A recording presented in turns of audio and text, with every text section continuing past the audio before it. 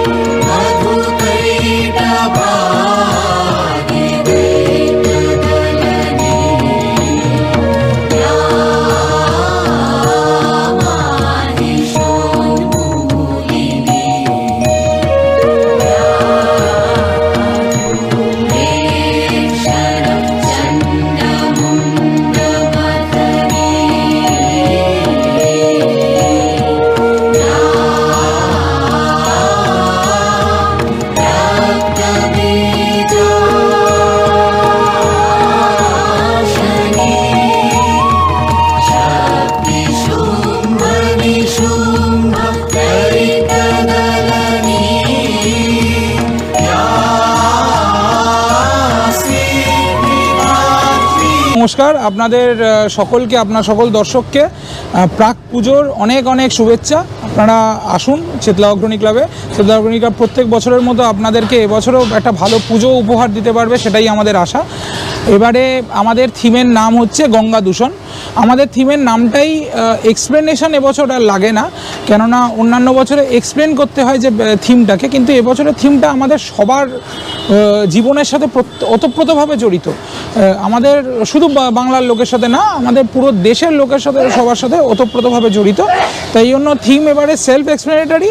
আমাদের থিম হচ্ছে গঙ্গা দূষণ।